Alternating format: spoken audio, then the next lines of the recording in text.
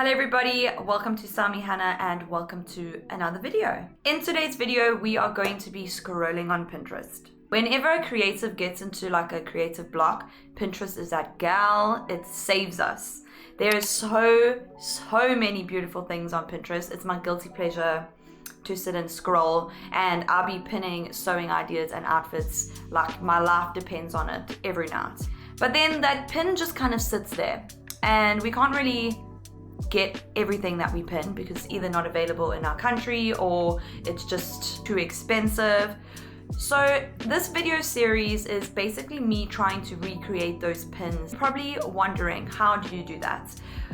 The process is I find inspiration on Pinterest, I pin it, I'll go through my patterns and see if I have anything that is similar, if I can tweak the pattern a little bit, or as a last resort, I draft my own patterns.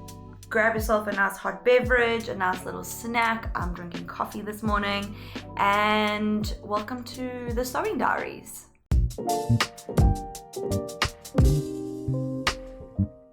Right, so first things first, we definitely need to have a look on Pinterest and get some inspiration.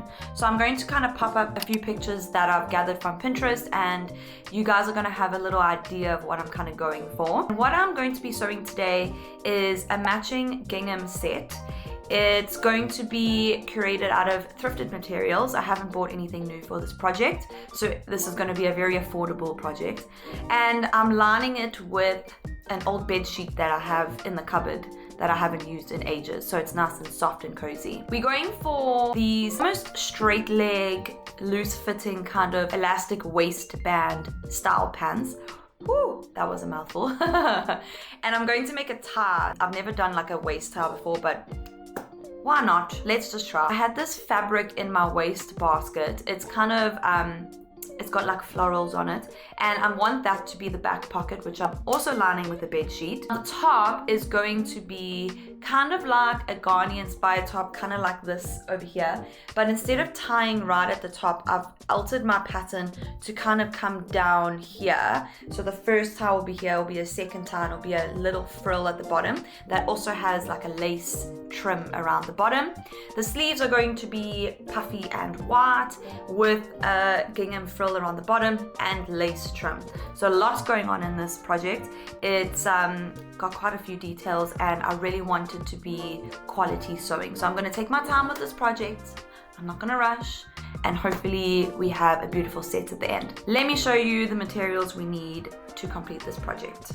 Now I've already cut the pattern out because it is such a time-consuming task prepping to sew. So I've done that off camera, otherwise this video is going to be incredibly long. Thread. Bobbin is already wound up. This is the gingham fabric that we are using. My little labels, Sami Hannah labels. This is the trim that we're going to be using. It's embroidery on glaze. I have no idea, I think that's what it's called. Top panels are cut out, and we have that soft bed sheet lining. We've got our sleeves. It's made out of this a little bit more sheer white fabric. I want it to be nice and puffy, not too loose, a little bit more structured, but also not like super thick and heavy. Got my pants panels, and this is the scrap fabric that I had. This is the pocket where you're kind of going to fold it over like that, and these beautiful little flowers are just like a little peekaboo moment. Ties, like here on the top, are also going to be from that scrap fabric with the little flowers. Just a little subtle moment of floral, you know, not super overwhelming, but it's still there. We need elastic, and then for the little sleeves, I've got this thin elastic. How I went about recreating this pin is I used this pattern. It's a Butterick B5330 pattern, and I have tried these pants before and they did come out quite nice. I like the fit of it. And then for the top, I'm using my own pattern. Come here, Dolly. It gives me that type of style top, but what I've done, put her back. Sorry, Dolly, thank you. But what I've done to the neckline is I've kind of altered it to drop down lower, and I just kind of folded it in and cut cut it like that. I also haven't made the bottom frill as thick. I've made it a little bit shorter, so we'll see how that plays out. If you are wondering about this set over here, this was in my Sewing Diaries Part 1 video. So if you're interested in how I recreated this matching set, go check out that video. It was a fun one. I really enjoyed making it.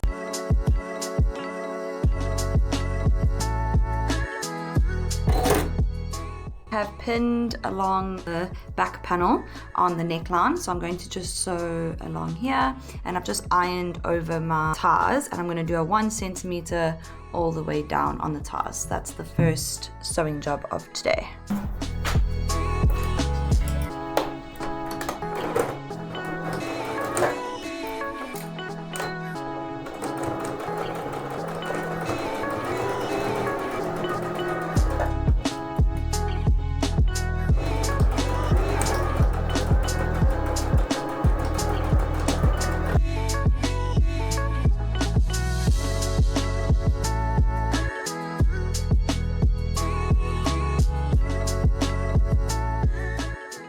Having a little bit of a finicky situation here, trying to get these straps the right way.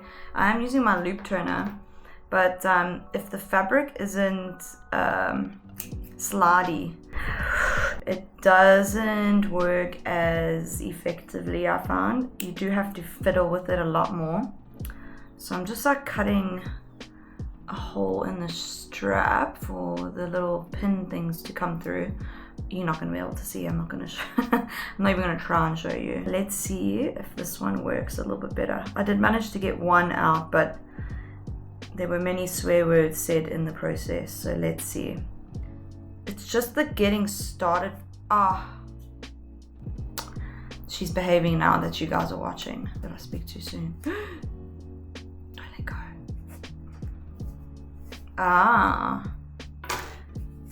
Nice. That was so much better. 2 down, 2 more to go.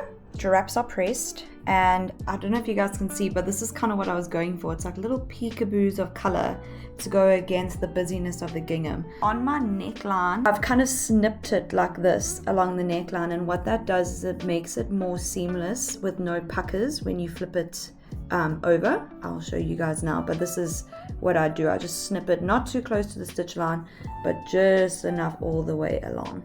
After a good press, there's no puckers, the fabric is lying nice and flat, and there's no raw edges showing. It's just a nice tip to do on curved edges. It really does make a difference. If you don't, the fabric holds quite tight like this, and then just by snipping it, it releases enough that it really does feel a little bit more comfortable when you wear it as well, but it also just is more aesthetically pleasing. So the next step is to sew the front panels with the ties. So I'm just going to pin that up now, and then I'm going to sew down the neckline and then down the front. I'm going to leave the side seam and the shoulder seam open, and then we will flip it inside out.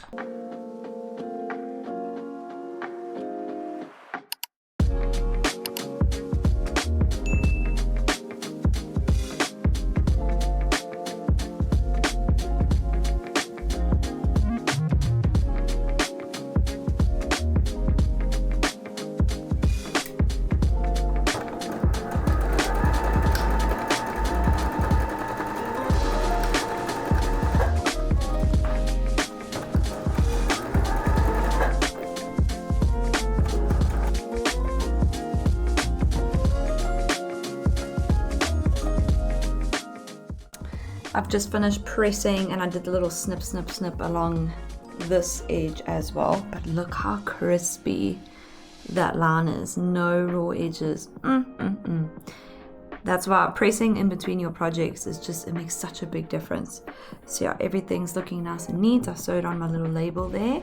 The neckline's looking nice and sharp. It is time for lunch, so I'm going to have a quick little break now, have some lunch, and then come back and move on to the sleeves. I think we'll do some sleeves.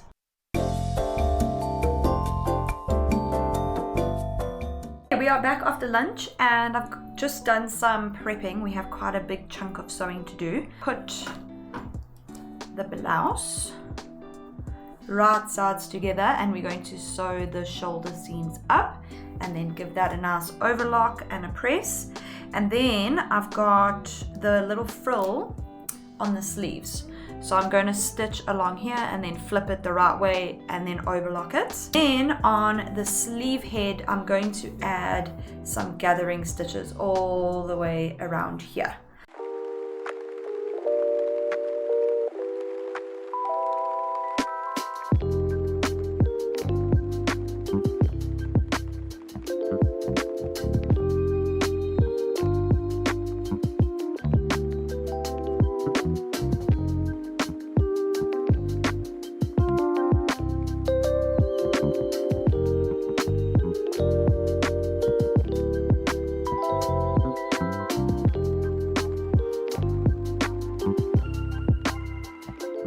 The shoulder seams of the blouse are all tidied up.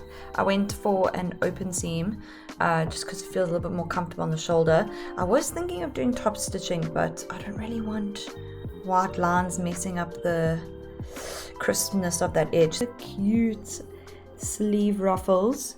So no man.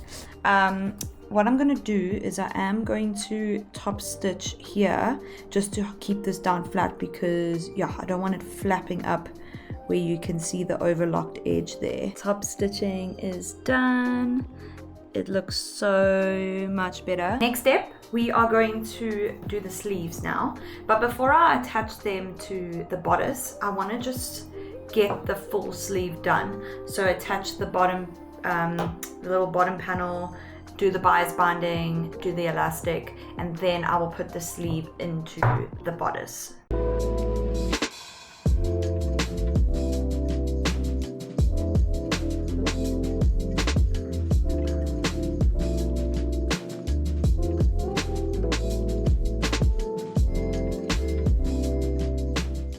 I want to know, are you excited for the new season of the Sewing Bee? I absolutely love Great British Sewing Bee. I've binged watched all the episodes, and yeah, I think the new season's coming out this month, which is amazing.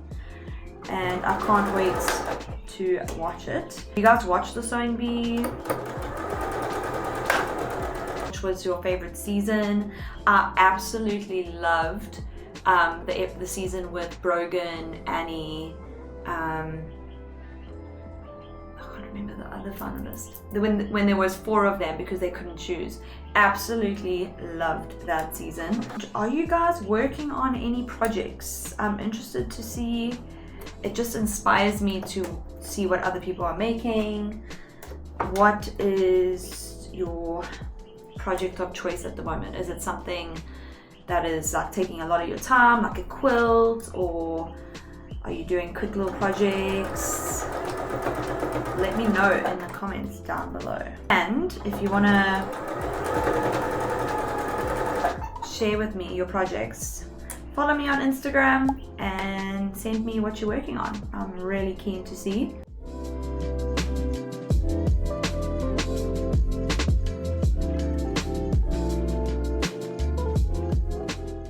So we have the little sleeve frill attached and overlocked. And now I'm going to attach some bias tape. Now bias tape is essentially a piece of fabric that's cut on the bias, so it's cut on a 45-degree angle. Therefore it has a little bit more of a stretch. It's just really nice for when you want to enclose like elastics and enclose raw edges. I'm going to use this along the sleeve to make a little casing for my elastic, and it's this very soft silky type fabric.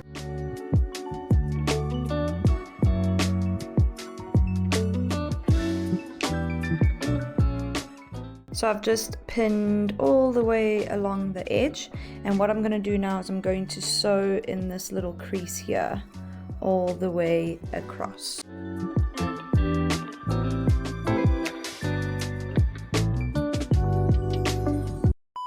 As I was filming that time lapse, the dreaded bobbin running out happened. So half of that isn't stitched. I gotta rewind my bobbin. Right, we are back in action.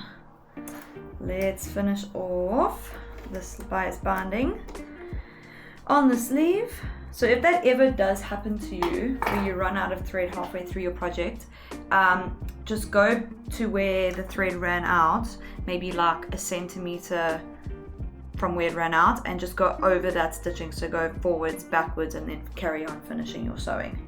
You don't have to restart the whole thing. Just finished stitching the first stitch of the bias tape, and now we're going to flip it over. This is where the magic happens and all those raw edges get enclosed. Just pinned on the other side of the bias binding, binding, and you can see all the raw edges are enclosed, and we've made a little casing for that elastic to get fed through. So this is the wrong side, and then that's the right side.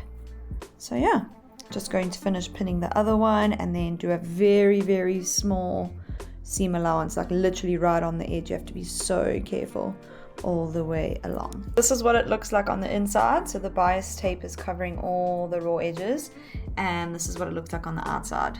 I'm pretty happy with my stitching. That looks very neat. Now we just got to put the elastic through. I just finished securing the elastic, but look at the little frill.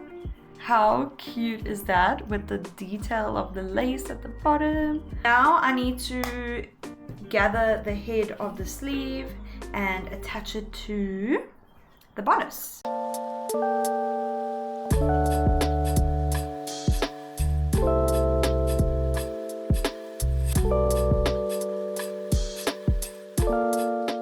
Sleeves on, and my back is absolutely killing me. So let me show you what I do when I need a quick little refresh with my back. Foam roller. I'm going to foam roll my back out. Let's see if we get any clicks. I don't even know if you'll be able to hear them, but let's try. Oh, oh my back is like Rice Krispie. Okay, that feels better. Let's sew the sleeves on.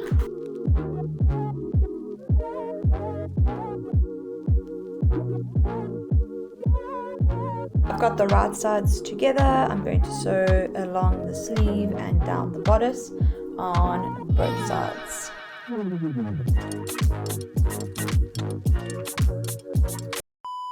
My overlocker has decided to unthread itself as I was finishing up the side seams of the top, but I fear I have made, or I'm in the process of making, the cutest top ever. It's coming together exactly how I envisioned it. Oh my gosh, it's so cute. The sleeves, the little frill with the little embroidery lace at the bottom. Obviously the frill still needs to be added, and this little lace is going to be at the bottom of the frill. So cute. But my camera is about to die, and I'm going to leave the reveal for the end of the video with the pants and the top combined. But tomorrow I'm going to be starting the pants. So yeah, I'm going to wrap up the top off camera, and then tomorrow I'll start the pants. It will be like 1 second for you, but stay tuned to the end of the video to see the outfit together. I'm so excited for this one.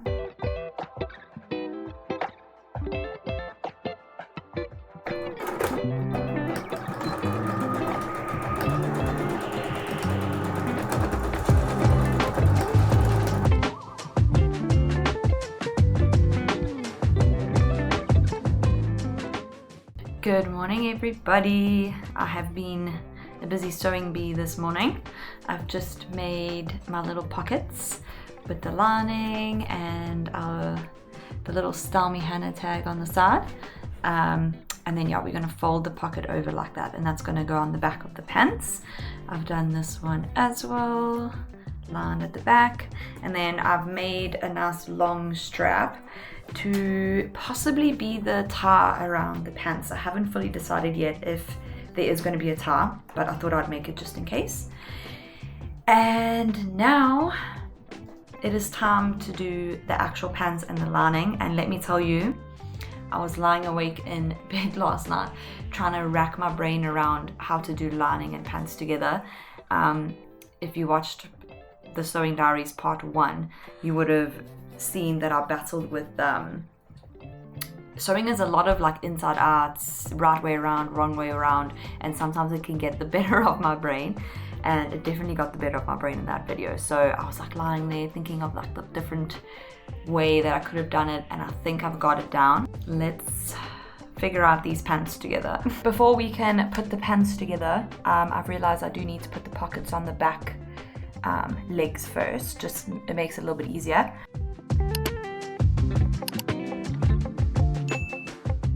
Just pinned on the pockets. How cute do they look? Look at the little label. Oh, love it. I think we're ready to sew all the way around. I'm low-key thinking of maybe doing a decorative stitch.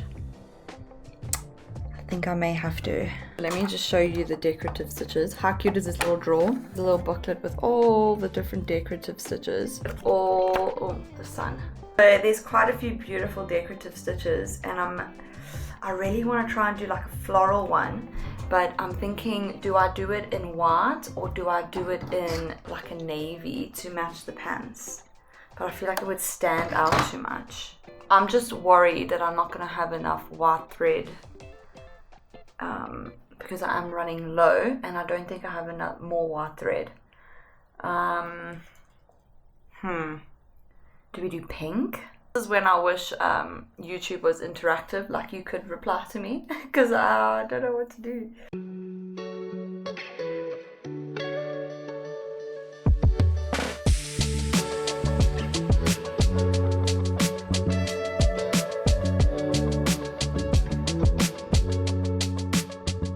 We have done it, and I'm very happy with my decision.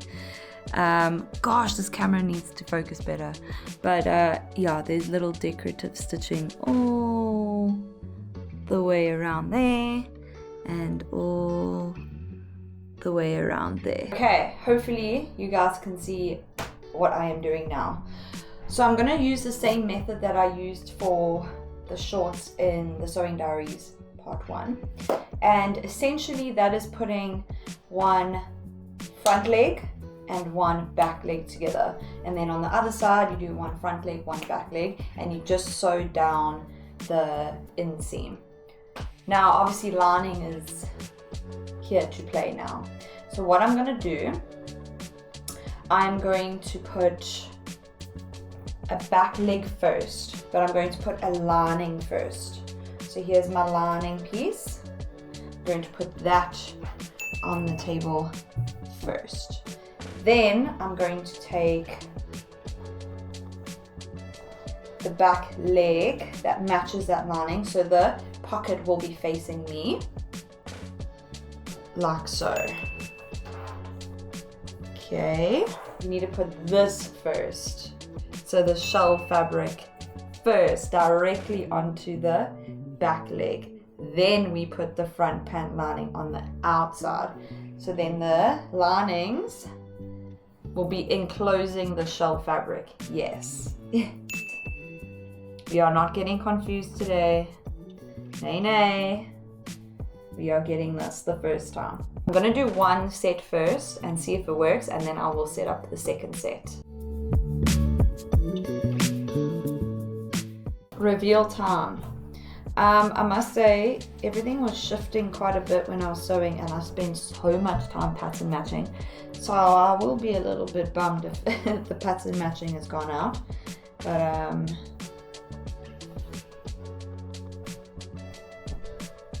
yes, I think that's worked. Yay! That's worked. And then what you do is you put it flat on the table like that, and then you put the front leg and the back leg together, and then you sew in the U. But that has definitely worked. Yay, I'm very stoked about that. Pattern matching. I mean, it is the inseam, so it's not too bad. Yeah, it's okay. It's not the best, but good enough for me. Okay, so now I need to do the exact same thing to the other set of front and back legs.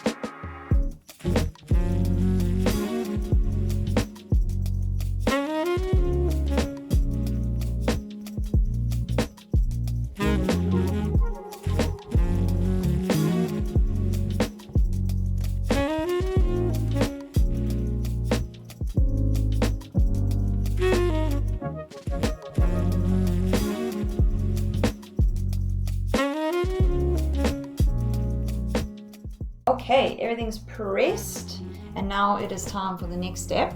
We're going to be sewing the U.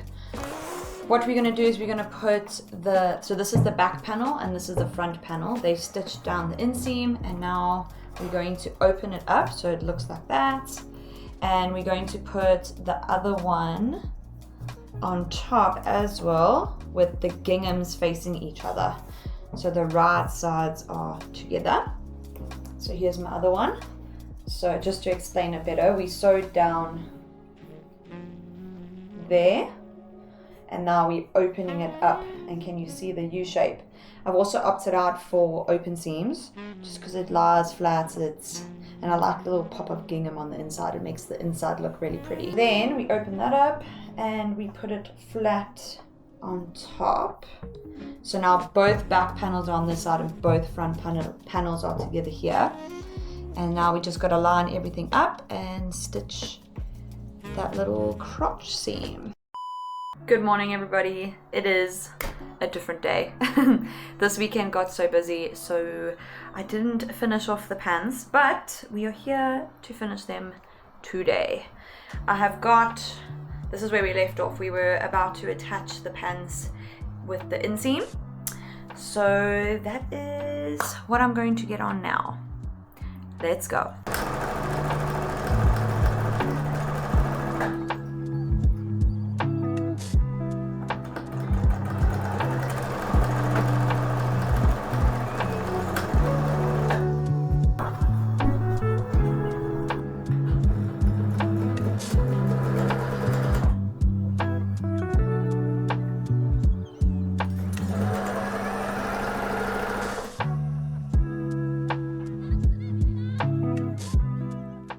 Are you ready for me to turn it around? How cute is it looking with the pockets? Oh, it's looking really cute. I'm going to put the pants with the right sides on the table first. Whoop. And then I'm going to pull up the other leg. So this is the front, and pop it on top like that. Now we got to pin all the way down either side, making sure the pattern is matching quite nicely, and then sew up the side seams.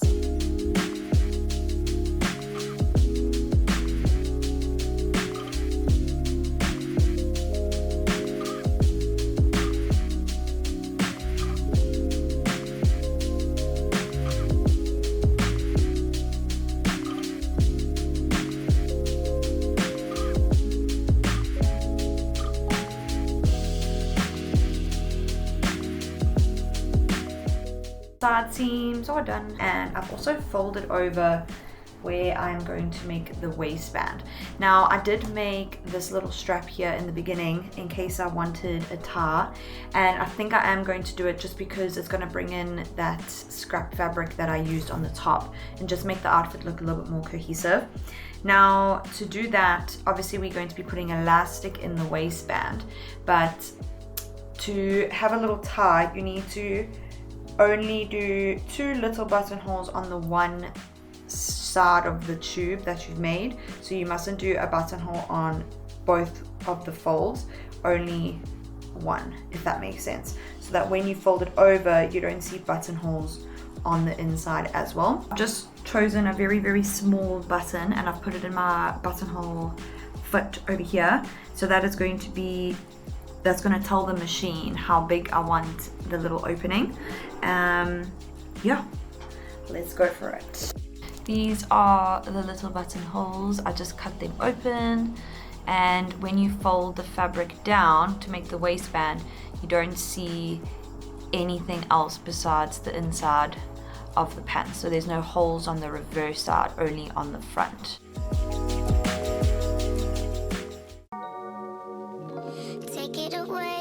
get away, feeling too good to me. Chilling all day, all in your space is where I wanna be. Here in this room, what did you do? I just can't get enough. Too caught up in your love. I've been trying to forget, but you won't let me. Something in my brain wants you. I've been hanging on myself, asking for help, but nothing seems to work on you. Yeah, you always make me feel like, oh yeah, you never leave my thoughts alone. Yeah, you're the reason I'm going out of my mind. I just can't stop thinking about you.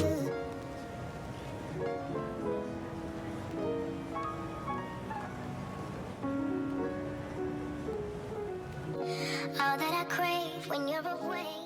And that is the final look, everybody. What do we think? Comment down below. Did I do a good job of recreating my inspiration? I do have a few notes though, and this is just showing realness. It's good to be honest because I'm still learning. I'm definitely not a professional by any means, and I did have a little wobble with the pants. I think it could be the pattern, because I have made these pants before. This is the pattern that I did use, by the way. It is this butterick pattern, and I made these pants. And when I made the pants, I made them in a size 14. So they were really big, and I just found there was a lot of excess fabric around here. So obviously it doesn't make a very flattering shape on my body. And I thought I just made them too big, so I sized down to a size 12 in these pants for this project. And I found that they were pulling a bit in the crotch area, and they do feel a little bit tight, so it's very strange.